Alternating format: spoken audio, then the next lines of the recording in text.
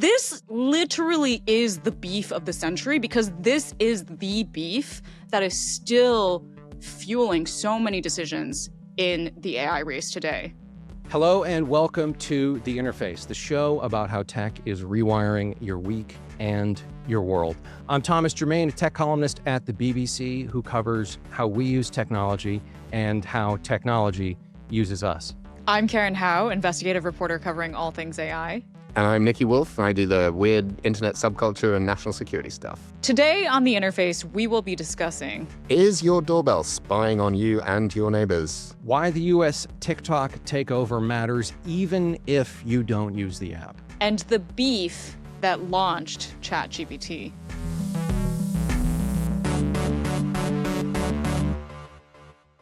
So who caught the Super Bowl on Sunday? I can't. Not I. The only Brit in this recording is the only one who watched the Super Bowl, I guess, for the football. Yeah. I had a friend come over for dinner and I was like, oh, we should watch something. Like, what do you want to put on? He's like, oh, the Super Bowl is right now. I'd completely forgotten it, which makes me feel like I'm not a real American. Yeah, maybe not a real man. American. Are you guys like big fans of the ads? I was this time. Yeah. There's one ad in particular that we want to talk about now, right? Yeah, and it got people very riled up because of what it implied. And that ad was by Ring, the doorbell company. Loads and loads of people I know use it. I'm sure that's the same for you guys. It's very useful. You know, someone rings the doorbell, you have an app on your phone, you can see who stood outside. What they announced during the Super Bowl ad was a new feature that they've been soft rolling out for a little while called Search Party. They announced it for lost dogs. They were like, we have already saved 99 missing dogs because someone whose dog runs away, you can hit the app and it will turn on everyone's Ring door cameras and look around for the lost dog. I like finding lost dogs. I mean, that sounds nice, but it also means that your camera is part of this giant surveillance network. A lot of people totally freaked out about this, right? Yeah, and I think fairly rightly so. I mean, we live in an era where surveillance, mass surveillance, and law enforcement overreach, if we can very diplomatically put it like that, is top of the news. I saw this ad too, and I feel like there were two things that made this ad, I think, really bad for the company. Like, the first one is that they talked about how this search party feature has successfully found 99 dogs in 90 days of operation. There are 10 million lost dogs in the world, so it's like not even a good functioning product. Like, people have been talking about that's pretty good. how that's literally a 0.005% success rate. Like, they but 99 have not... dogs, that's more than no dogs. You gotta, I like that. That's true. That's true. Yeah. But the problem number two is that I think the visuals of the ad, I think that's why it set off alarm bells for everyone, because they literally showed all of the homes suddenly lighting up and scanning the streets with blue light to find a dog. And in a moment right now where so much of the US has ICE on the top of their minds and all the things that have been happening with confrontations between ICE and citizens, this is why the ad has gone instantly viral in the wrong direction for the company. Like, so many hundreds of thousands, millions of people now are talking about how they never knew that this was a possibility. They had no idea, and they want to immediately opt out of the feature or ditch the product. And what a lot of people describe it as was a Trojan horse. Who could object to lost dogs? But the functionality of this, the potential for this to be used for other things, even if we say that the US government will be absolutely above board with this, and we already know that the US government has successfully requested and received Ring camera footage. You know, you're trusting every government and a massive tech company here, and that is a huge leap of faith that I don't think tech companies have really earned. And Ring in particular, these aren't like hypothetical concerns. Like, sharing Ring camera footage with law enforcement for a long time, like, was the point. Ring partnered with police departments all over the United States, passed out these cameras, encouraged them to distribute them in neighborhoods, specifically as a tool to set up police surveillance. In fact, they had this system set up where police could create Ring accounts and they could get access to camera footage from people's houses without a warrant. They could just request it from the company and they would hand it right over. This caused a big controversy. There were cases where people were like, they didn't realize that they were handing over like their home security footage to police departments, and they shut that feature off. But there's all kinds of other concerns, right? There was this big Federal Trade Commission, but I think a lot of people who pay really close attention to Ring saw this ad and were like, yeah, duh, what did you think this was? There's this giant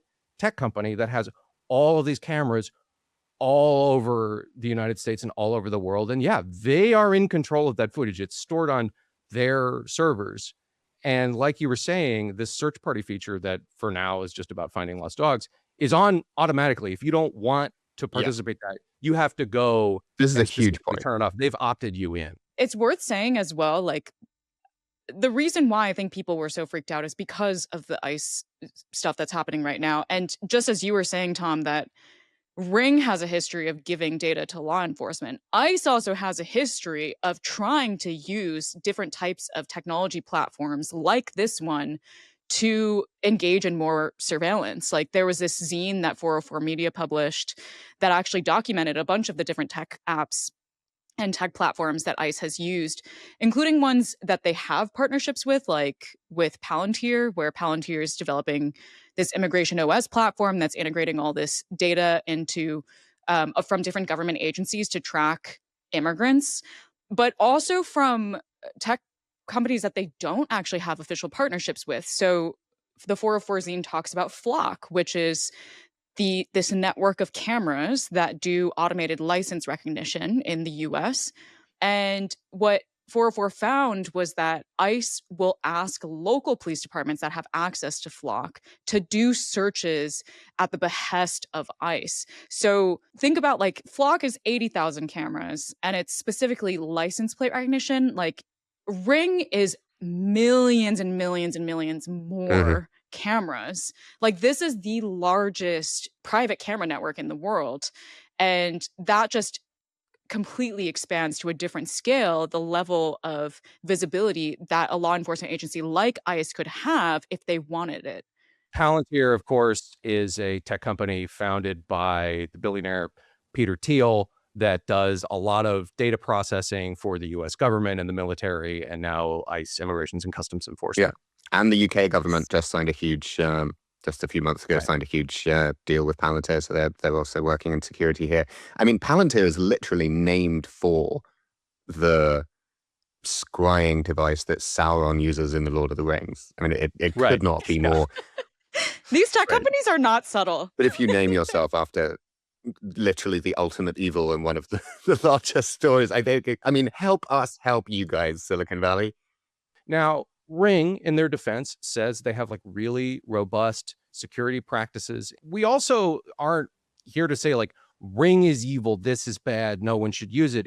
It's a personal choice.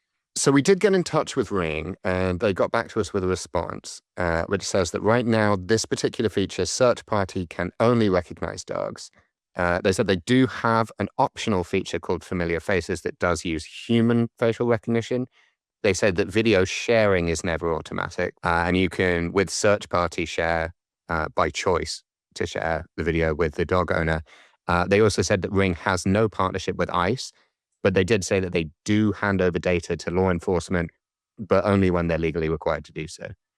Yeah, I mean, those are pretty robust protections, right? But I think what a lot of critics are concerned about, and also like what a lot of people who saw this ad are worried about, is like it shows you like the potential of this technology and the kinds of things it could be used for if the company, changes its policies or changes its strategies at some point in the future. In fairness, is that these are very useful. My dad, who's disabled, has a I don't think it's Ring, but another similar camera installed in his flat so that his carer can always check in and make sure that he hasn't had a fall, make sure that he's safe. Loads of people feel like this makes them safer. But there's a trade-off that people are making. Like you're saying, Nikki, there's a very real way in which these can help promote the safety of your house and your family. That's an absolutely realistic possibility and outcome of using these products. But there is a trade-off, which is giving up control over, what is happening on your own property, sometimes inside your own house, and it opens you up to potential consequences in the future. I mean, you could think about, people talk about your data, maybe no one's doing anything bad with it right now, but the fact that it exists means that someday in the future it could be Mhm. used for a purpose that you don't like or you're not comfortable with. Yeah. And it is possible to say, I can see the argument that this is worth it for the chance at saving a life, even for the chance at finding your dog, right?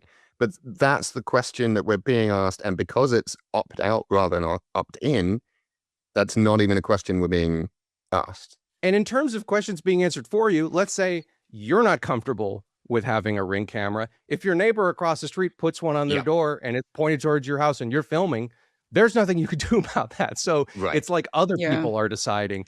And I think this speaks to one of the key questions that surrounds all of tech, which is how much privacy are you willing to sacrifice for convenience? Yeah, I mean, this is one of the things is like these companies kind of use the convenience to erode privacy, but they don't actually have to do that, right? Like they could provide these features without also accessing the footage. So they kind of use the convenience doorway into being able to monetize off of really intimate data and intimate moments in people's lives. If you want to turn this off, it's very easy to do if you have a Ring camera. You open up the Ring camera app, you go to the home page. There's like a little menu up at the top that you can click on. And then you go to the control center, and there should be a feature there called Search Party, or it'll say something like opt into or opt out of helping to find lost pets, which, I mean, why would you want to do that? We love lost pets. So this is easy to turn off if you're not comfortable with it. There are a whole bunch of other privacy settings that you can go switch off as well, which is something that I really think everyone should go look at. Like, even if you're totally comfortable with Ring, if you've got one of these things on the front of your house or inside your house, just go look at what privacy settings they offer you with and make sure you're comfortable with it.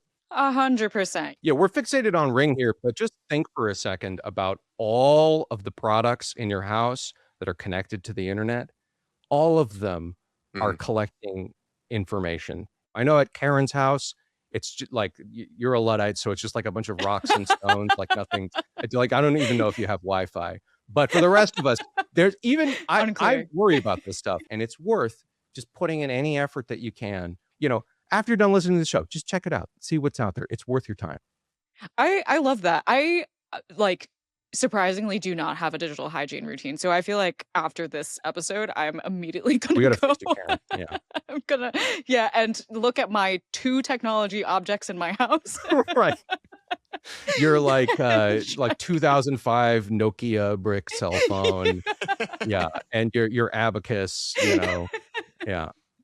So we've been talking about the power that all these technology companies have over our lives. And I think there's one in particular right now that perhaps, like, culturally in the conversations we're all having, that has more of an influence than any other. And that is TikTok. And it's a good moment to be talking about it because there was this huge transition. There's a TikTok takeover, right? Where the company that owns TikTok, a Chinese company called ByteDance, was forced to sell the US operations of the app to a consortium of other companies in order to keep operating in the US because of a bunch of laws that the government passed over, privacy and security and national security concerns. So now, as of January 22nd, TikTok's US version of the app is now owned by three different companies, including Oracle, which is a big data processing company owned by Mm. Larry Ellison, who's a major Trump donor and ally, and a company called MGX, which is based in Abu Dhabi, which did a big crypto deal with the Trump family, and then like another like investment firm. So what's been happening on the app is absolute chaos over the past couple of weeks. And I know a lot of people, hear this and they go, oh, TikTok, like whatever, I don't care about that. I think we've kind of gotten over some Yeah, of isn't that for the Gen Z? Like, what's right. It's like you still hear people go, oh, that's where the kids are dancing. This matters to your life, whether or not you use TikTok. You hate TikTok. You've never watched a TikTok video in your life. It still has a major influence over your life and your future. TikTok is, I think, without a doubt, it's like the sun at the center of the solar system of the internet, right? It's not the biggest app in the world of social media, not even close, but it has become like the locus of online digital culture. It's the place where conversations start and then branch out into other parts of the internet and then leak into the real world. It's the cultural engine room right now. Exactly. This is the most compelling explanation of TikTok that I've ever heard. Like, I I've been personally don't thinking use about TikTok, this but for now I'm years. feeling FOMO. Yeah, it is a really, really important ecosystem. And what people are freaking out about now is the app is undergoing some major changes. So part of this deal that was struck, among the big concerns is that the Chinese government might have control over the algorithm and they might like spread propaganda. There was this amazing hearing in the US Senate where the CEO of ByteDance. Oh, well, that was the CEO of TikTok, not the CEO of ByteDance. That was right. So that's the. But yeah, I think it was Tom Tillis, the senator, was like, "Have you ever been a member of the Chinese Communist Party?" And the guy's like, and he was like, "So I'm Singaporean." The guy's like, "Have you ever been a citizen of China?" And the guy's like, "I'm Singaporean." No. Yeah. Yeah, it was a really beautiful moment. But there is no reason to think that, I mean, Tom, maybe you can correct me on this, but there's no reason to think that your data is less safe with TikTok than it is with, say, Meta or Elon Musk's Twitter. There was never, we've been talking about TikTok, freaking out about it for years. There has never been a single shred of actual evidence that has been produced that anything untoward happened with the Chinese government and American TikTok data. Never. There hasn't been one shred of evidence. It's all been speculation about things that could go wrong. So this new set of companies took over. It's called the U.S. joint venture is what TikTok is calling it. And part of their plan is that they were going to retrain the algorithm, like take the algorithm and start over from scratch and like build a new one. And in the first few days, like the first week after the app rolled out, things just went nuts. What do you mean by that? Like, what happened?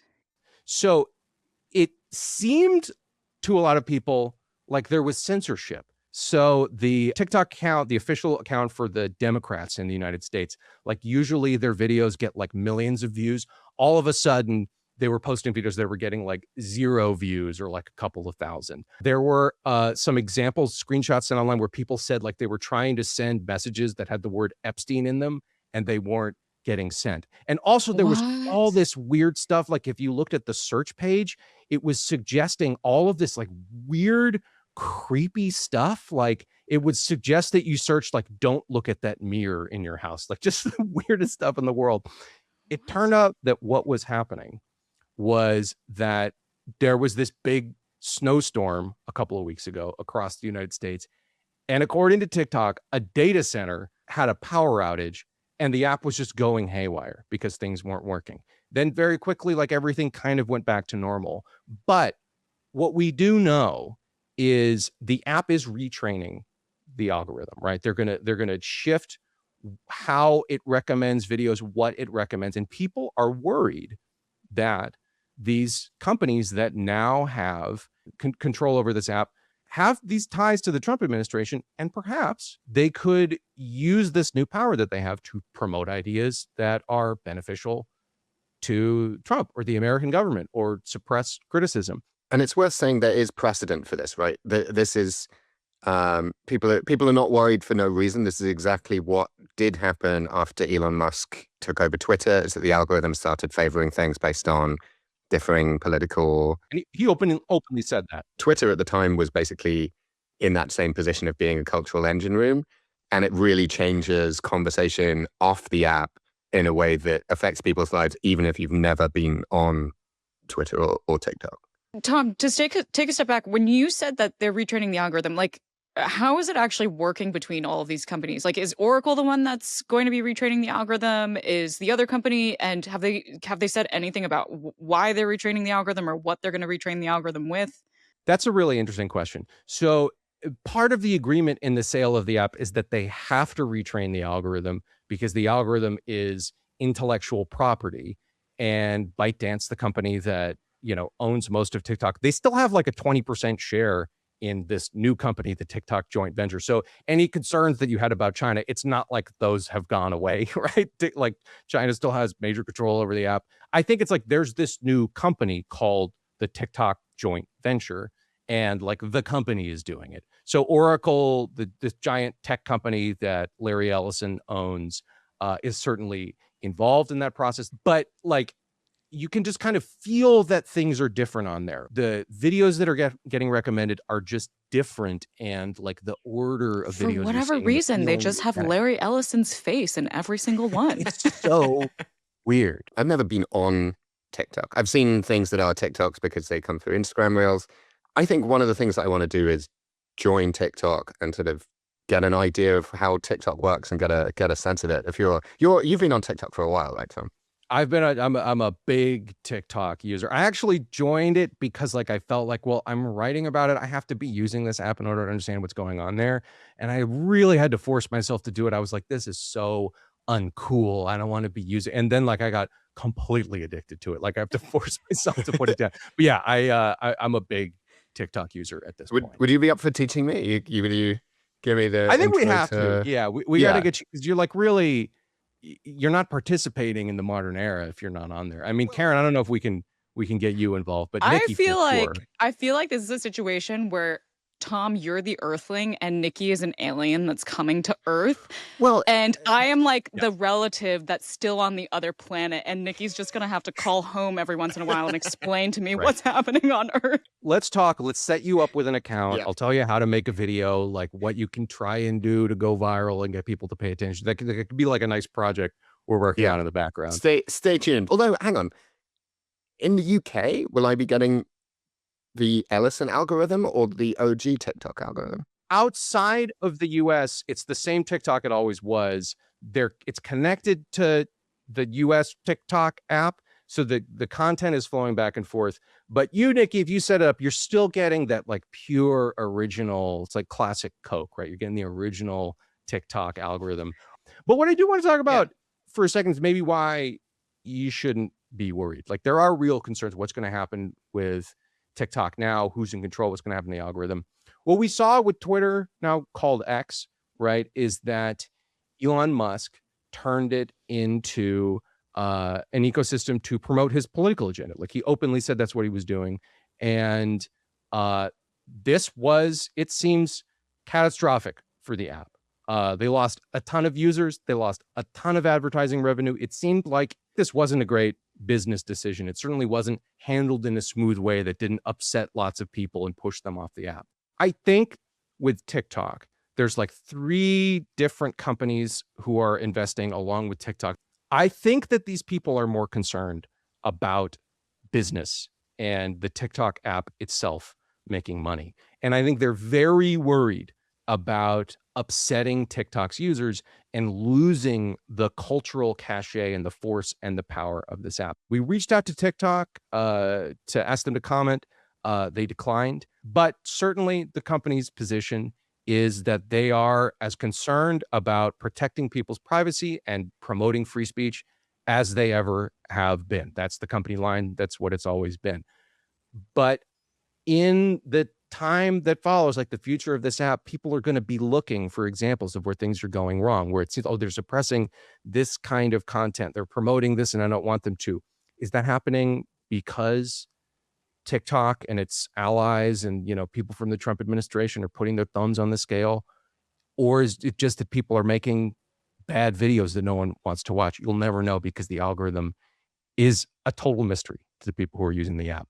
Okay, I need to talk to you guys about a different Super Bowl ad. I know that we already talked about one Super Bowl ad, but there was another one that a lot of people were talking about, which was the Anthropic ads. I love this. I think this is so funny. Yes, Anthropic is an OpenAI competitor. They make the chatbot Claude. Yeah. And Anthropic basically made 4 different variations on an ad where there's a user of a chatbot, and then there's a chatbot personified in another person who is then basically responding to the person as though they were the chatbot. So one of the ads is like this guy who's trying to work out and he's struggling to work out and he's like, "Can I get a six pack really quickly?"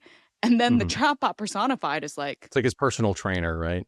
yeah, it's like this is Yeah. like really buff dude standing next to him who has this like deadpan expression and then goes, "Perfect. That is a clear, well established goal. Let's start with," and then whatever. And it goes through this whole thing. The chatbot then suddenly goes, "And you know what else you should do instead of working out? Have you considered getting these insoles that will make short kings stand taller?"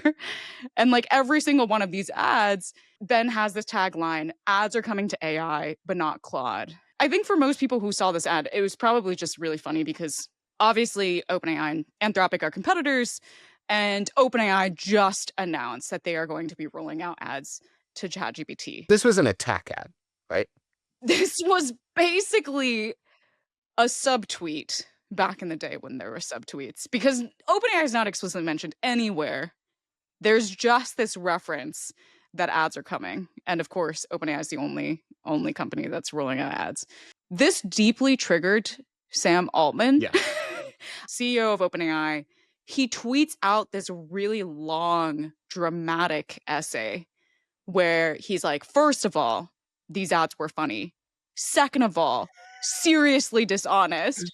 And then Right. he just like insults Anthropic with like more and more intense insults Yeah. as like the essay goes on. So he says, Anthropic serves an expensive product to rich people. And then he goes, one authoritarian company won't get us there on their own, to say nothing of the other obvious risks. It is a dark path. Yeah, I mean, we should talk about why OpenAI was so freaked out about this Anthropic ad. Like the Yes. whole AI industry is in this super precarious position. And this like weird petty fight between the billionaires who own these different companies actually ultimately will have a direct effect on the experience that you're having on the internet. It seems like, just this like high school drama, but this actually matters in some surprising Yeah, ways. 100. So Yeah. this literally is the beef of the century because this is the beef that launched ChatGPT. I don't know if Mm, you guys know this story. Like, no. basically, OpenAI did not actually intend to launch ChatGPT as a product. When they were in November of 2022, they were actually working on a totally different product, which was this super assistant. It was going to be like a chatbot, but it was going to be built on GPT-4, and they were supposed to launch it in the spring of 2023. But in the fall of 2022, rumors started circulating within OpenAI that Anthropic might launch a chatbot before them. And so the executives literally made a decision on the spot to accelerate the launch of the chatbot in 2 weeks' time using not GPT-4, which the entire company was working on, but using an older model, GPT 3.5, and just smacking on the user interface that they were already developing for the launch in spring of 2023 onto this older model. And they messaged it to the entire company and also to the public as this is going to be a low-key research preview. It's not going to be a real product. It's going to maybe have a small viral moment on the internet. They wanted specifically to get the data flywheel going. So they wanted that virality to then generate a bunch of interest, get a lot of user data, and then use that user data to train up and refine the real product launch, GPT-4, that was going to happen later. And instead, like, they pop this out and it just blows up and completely changes history, right? And the reason why OpenAI made that decision in that moment is also because of the history of Anthropic. So Anthropic was founded by a splinter group from OpenAI. Right. So this is personal. Yeah, in late 2020, Dario Amodei, CEO of now Anthropic, was actually a executive at OpenAI, gathers up a bunch of his buddies who were in critical roles within OpenAI, and they decide to leave to start this competitor because they fundamentally disagreed with Sam Altman's approach to running OpenAI, and also fundamentally did not trust Altman's character and did not believe that he would be capable of continuing to run an AI company well. This is like a multi-year, extremely personal vendetta that has literally shaped the entire trajectory of the AI industry and of people's lives around the world. And it is the beef that is still fueling so many decisions in the AI race today. That's the interesting thing, right? There's this moment that we're getting right now with AI that we haven't had in technology for a long time, which is that there is actual competition, right? Most of these giant tech companies have these monopolies, right? Google has a monopoly over search engines. Amazon, like that's where you go to buy things on the internet. There's all these companies that have their little fiefdoms and nobody really competes with them, and they can make their products worse and worse like in the pursuit of making more money, and there's nothing you can do about it. With AI, there's all these different companies that make a product that is kind of the same. Yes. So there's like this desperate competition to be the cool kid in high school. And like Anthropic launching this ad that makes OpenAI look bad, like that's a code red. Like they're freaking out right now because, you know, in a month, OpenAI's empire could collapse. Like, I'm not saying that's going to happen, but they're like, everybody is right on the razor's edge right now. So we talked about how this beef had a historical importance in actually launching ChatGPT, but it also is going to continue to affect your experience with these chatbots moving forward. Because, for example, the New York Times reported late last year that when OpenAI started seeing this drop in its market share, the company internally declared a code orange to try and figure out how to get their user numbers and their user engagement back up. And when OpenAI declared that code orange and when they were tinkering with the way that the model behaves, it had a direct effect on users. Like, people are worried that the company is going to make the product more addictive. And we have already seen the effect that that had earlier last year when OpenAI accidentally made the product more addictive. And then it led to this entire new phenomenon of AI psychosis. So this beef and the competition between all of these companies is literally driving how hundreds of millions of people are going to be experiencing their AI product. And it's worth noting that it's like not just a beef between OpenAI and Anthropic. Like, the CEOs of every single AI company has beef with one another. You think that this industry is primarily driven just by profit and business competition, but actually a huge, huge component of the moves that these companies make and how it's ultimately going to affect your experience on your phone is because these individuals hate each other. It's so childish. You can listen to The Interface on bbc.com or wherever you get your podcasts, or watch on YouTube on the BBC podcast channel. If you want to get in touch with us over email, you can reach us at theinterface@bbc.com, or you can follow us on social media, especially on TikTok. Our handles are down there in the show notes.